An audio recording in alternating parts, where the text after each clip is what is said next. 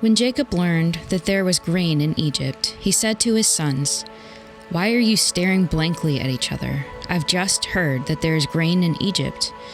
Go down there and buy some for us so that we can survive and not starve to death." So Joseph's 10 brothers went down to buy grain in Egypt. However, Jacob didn't send Joseph's brother Benjamin along with his brothers because he thought something bad might happen to him. Israel's sons came to buy grain with others who also came since the famine had spread to the land of Canaan. As for Joseph, he was the land's governor, and he was the one selling grain to all the land's people. When Joseph's brothers arrived, they bowed down to him, their faces to the ground. When Joseph saw his brothers, he recognized them, but he acted like he didn't know them. He spoke to them with a harsh tone and said, "Where have you come from?" And they said, "From the land of Canaan to buy food." Joseph recognized his brothers, but they didn't recognize him. There's been a subtle literary theme running under the surface of the story of Joseph, and it comes to full fruition here in these few verses from chapter 42. I would argue, though, because we usually read the Bible in piecemeal fashion. A chapter here, a chapter there, maybe even a verse here or a verse there, or, come on, who are we kidding? A meme here or a meme there, or something that your grandmother shares here and something that your dad shares there. I don't know. But we see very small increments of the Bible from time to time. And because of that level of exposure, we tend to miss the big payoff in this story. This has been chapters in the making for the author of the Joseph story. Now, I do assume that you caught the end of this theme in the few verses that we read a few moments ago. Perhaps it stuck out to you as we were reading the text, as you were hearing the text. It's the theme of recognition, right? Joseph, the punk 17-year-old kid, the dream master, as it says earlier in the story. The dream master who was clothed in an ornamented coat, or a long-sleeved coat, or a coat that goes down to his ankles, or a coat that in its only other mention in the Old Testament is worn by virgin princesses. It's a coat that, whatever it may have looked like, it represents Joseph's father's love for him over and above that of his brothers, and thus the coat, and more fundamentally what it represents, it became an impetus, not the only one, but an impetus for his brother's hatred of him, his brother's bitterness, his brother's resentment. It became an impetus for his brothers to get rid of their brother Joseph, to throw him in a cistern, a pit, and then sell him into Egyptian slavery. It became an impetus for them to kill him, which no doubt is exactly what they thought would happen to him in Egypt. However, through a painful process lasting 15 years or so, a process that included accusations of sexual misconduct and eventual imprisonment, it's a process that culminates in Joseph's advancement in the Egyptian empire, and also his forgetting what has happened to him, and his forgetting about those who have inflicted this pain upon him. Namely, Joseph forgets his family, the brothers who tried to kill him, the brothers that he loved, and the father who was left to know nothing different than his favored son, now dead. Joseph had moved on. His brothers, we can assume, had moved on too. His father absolutely has not. There's chapters and chapters of his grief, and this is something that lasted for years over the course of his life. But he at least seemed to accept the fate of his son. Probably. There's a couple of hints in the story that would lead us to push back against that. But now due to their need for food because of a famine that Joseph had predicted. Joseph's brothers travel to Egypt and unexpectedly reappear in his life. But only Joseph recognizes them in the story. On a literary level, the author has skillfully woven this tapestry of recognition together from the very beginning of the story. Let me bring some of these things together for you. Recall, prior to selling Joseph into Egyptian slavery, his brothers had taken his coat. Remember, his ornamented coat, his long-sleeved coat, or his ankle-length coat, or his coat that in its only other mention in the Old Testament was worn by virgin princesses. They take it and they rip it and they dip it in ram's blood, and then they send it home to their father saying, "Do you recognize this?" From this early story of Joseph's life, the theme of recognition, it begins. In the next chapter, in Genesis 38, we read this really odd story of Judah, Joseph's brother. And for many years, commentators were convinced that this story was an intrusion on the larger story of Joseph because it seemed to have nothing whatsoever to do with Joseph. It maybe is just inserted here to kill some time in Joseph's story. It was unclear, and most commentators say this doesn't belong here. This is a story where Judah abandons his daughter-in-law Tamar for fear that his third son, his youngest son, would die if he tried to have sex with her. It sounds crazy, but Judah's firstborn son, was married to Tamar, and he died. Now, we learn that he died as readers because he sinned against the Lord, but Judah didn't know that. According to custom, the firstborn's brother, Onan, was supposed to impregnate his brother's widow so any children resulting from this union could receive the dead brother's inheritance. Did you follow that? This practice, it's known as levirate marriage. It was meant to protect widows like Tamar, who without any children would be left with no inheritance, no land, and thus no real protections. So the brotherly duty was to provide offspring that would inherit the other, now deceased brother's lot within the family. But Onan didn't want to share his inheritance with his dead brother's kids, so it says that he spilled his seed on the ground. And for this, God killed him too. Admittedly, there's a lot of divine violence going on here, but I just want to hurry past that because that's not the point of this talk. We can circle back to that if you'd like. Call me, we'll do virtual coffee. So Judah sees his first two sons dead, and the only common link is their ostensibly having had sex with Tamar, who is alive and well. So Judah thinks, well, I don't want my last living son to try this. Maybe he's going to die too. So in an unprecedented move, a heartless move, Judah sends his daughter-in-law Tamar back home in shame. As the story unfolds, Tamar learns that Judah, her father-in-law, is going to a sheep shearing festival after his own wife had died. Now, sheep shearing festivals, as you well know, they were a good time, maybe roughly equivalent to spring break at Cancun for college students. Lots of drinks are flowing, lots of ladies are flowing, lots of events are happening.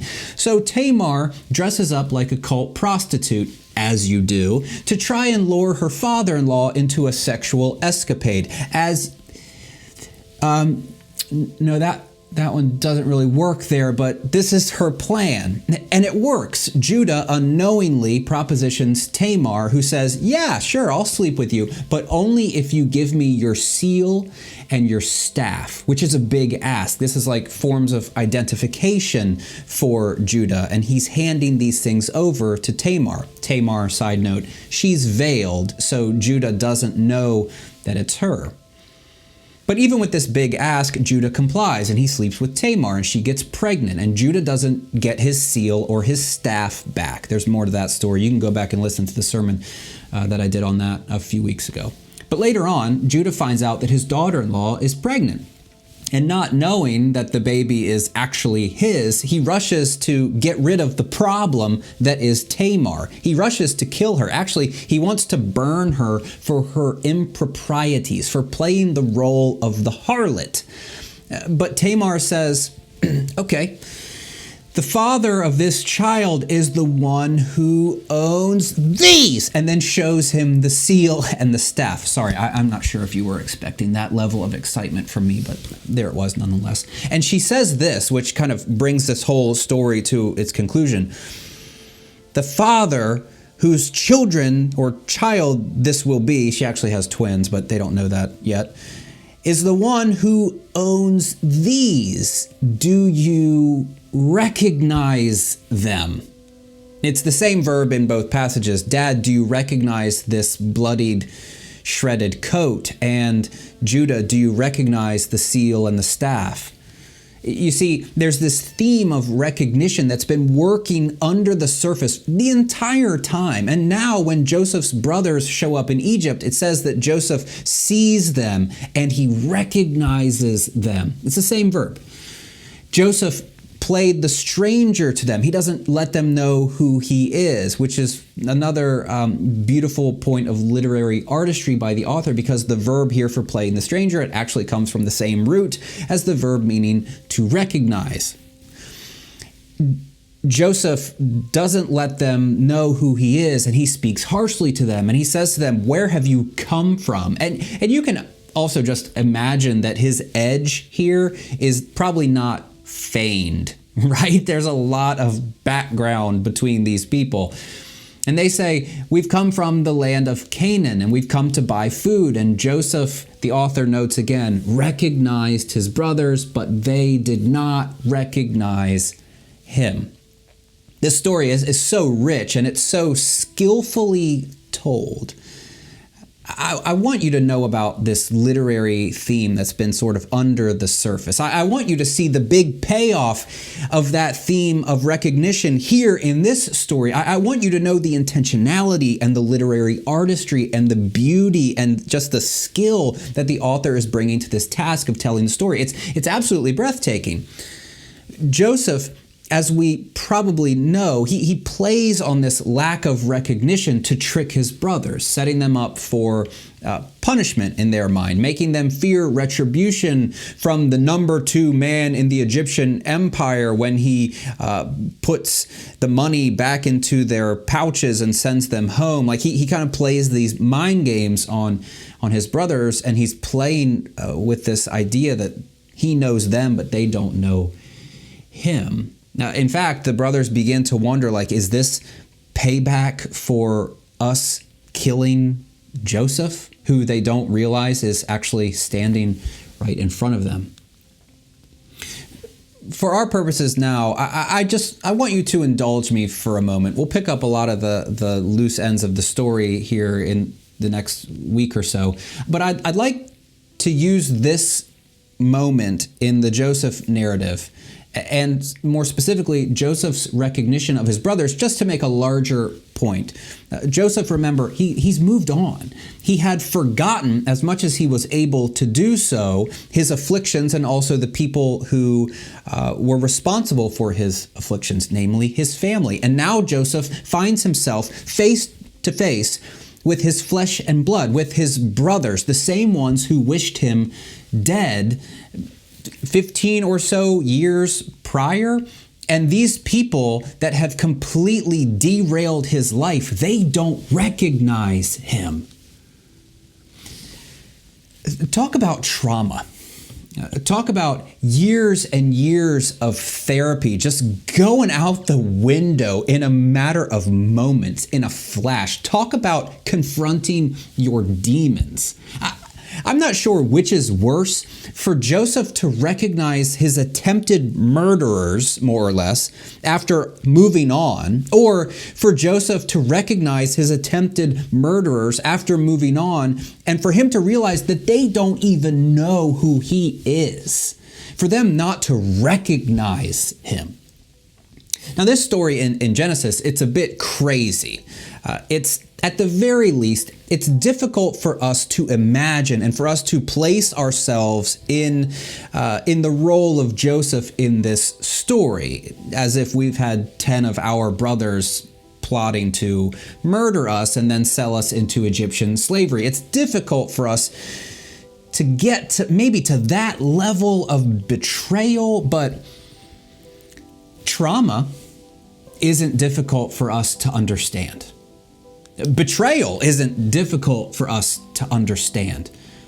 People looking you right in the face and not recognizing or not acknowledging what they've done to hurt you, that's not hard for us to imagine. The metaphorical murdering of innocence is not hard to imagine. For too many people, crimes of sexual abuse and crimes that have robbed so many of so much, they aren't difficult to imagine. For some others, perhaps it's church trauma. Maybe it's leaders who have let you down, leaders who have manipulated you, leaders who have for years made you feel guilt and shame, leaders who have reduced you and your worth to your sexual orientation or your gender or your ethnicity or your theology. I was talking to a friend just the other day, and she mentioned that there's this immense difficulty that a lot of people in her community feel just from walking over the threshold of a physical church building because of the weight that they carry with them. There's this immense pressure and anxiety that comes along with returning to the institutional church just because it's the site of hurt and pain. We may not know about our brothers selling us into slavery and being okay with our eventual death, but maybe there have been moments when you have had to look into the eyes of someone who has violated you, who has wronged you, who has hurt you, who has caused trauma for you. Maybe you can understand what Joseph feels here, that mix of fear and rage and shame and confusion. Sadly, the story, it makes no mention of Joseph's internal reactions. And perhaps for that reason, I might be reading in a bit too much here. In fact, the story, it depicts Joseph as snapping into action pretty quickly, accusing his brothers of being spies. This starts this whole mind game that Joseph plays with them here, and it seems to happen pretty quickly. It can feel like when you're reading it this way and him moving from the recognition to this plan A that he's had, it can feel like he's thought about this moment before, like just laying in bed thinking, if I ever see those guys again, this is what I'm going to do to them. I'm going to plot in this way and do this sort of thing. And as a result, sometimes when we read the story, we read right past those initial seconds of Joseph having to process what is happening right in front of him. And honestly, I think those moments might be the most relatable part of this story. It's seeing the person who has caused you pain in a coffee shop. You remember coffee shops? Man, they were good. It's seeing a person walk through the door of the establishment that you're in and having to face all of those feelings that are being stirred up. Maybe it's not a coffee shop, maybe it's a grocery store, maybe it's on a Facebook comment thread and you're not expecting to see this person because you've unfollowed or you've unfriended, but somehow you still share mutual contacts, and then you see them pop up, and that thing that just messes around in your stomach, that is the moment that you have to come to terms with what has happened. Maybe it's on your Instagram feed, same sort of thing, a like here, a comment there. It makes us confront this recognition. And what do you do with that? This might be a little controversial, I'm not sure, but I want to free you of expectations here. If you happen to be one of those people, say, that feels the weight walking over the threshold of an institutional brick and mortar church because of what has happened to you, or you're still carrying a lot of baggage from these experiences and moments in your life, I want to free you of expectations as I ask the big question, what do you do with this recognition? Because I'm not really sure that there's a right answer here. Rage, anger, hurt, pain, fear, also forgiveness, release.